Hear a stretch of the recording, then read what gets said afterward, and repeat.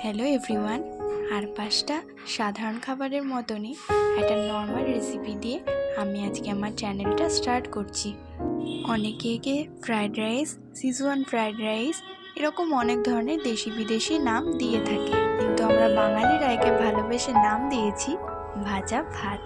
ছোটবেলার অনেক স্মৃতির মধ্যে মায়ের হাতের তৈরি ভাজা ভাত সাথে আমরা সকলেই কম বেশি পরিচিত। ভাজা ভাত তৈরির জন্য আমি এখানে নিয়ে নিয়েছি বেশ কিছু কুচি করে রাখা গাজর, সাথে সেদ্ধ করে রাখা ফুলকপির টুকরো আর লঙ্কা কুচি, সাথে দুটো ডিম। এরপর কড়াইয়ে সামান্য পরিমাণে তেল নিয়ে তাতে আমরা দুটো ডিম ভেঙে দিয়ে দেব। এরপর ডিমের ঝুড়ি বানিয়ে নিয়ে সেটাকে আমরা আলাদা করে তুলে রাখবো।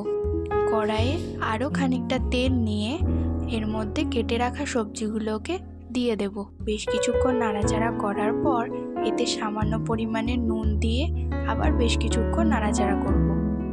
মোটামুটি এটা একটা ভাজা ভাজা হয়ে গেলে এর মধ্যে আগে থেকে করে রাখা ডিমের ঝুড়িগুলো অ্যাড করে দেব।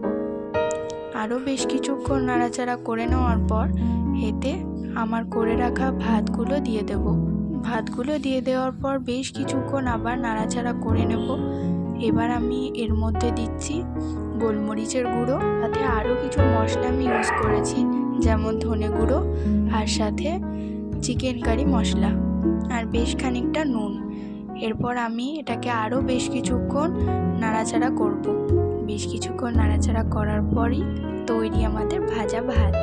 এখানে তোমরা চাইলে প্রথমেই কিছু রসুন কুচি, শুকনো লঙ্কা, পেঁয়াজ কুচি, সাথে সয়া সস, টমেটো সস এরকম বেশ কিছু উপকরণ ইউজ করতে পারো, কিন্তু আমি এখানে এর কিছুই ইউজ করিনি।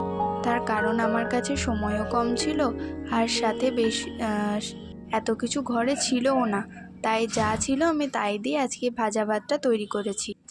তোমরা চাইলে এতে আরও বেশ কিছু সবজিও অ্যাড করতে পারো।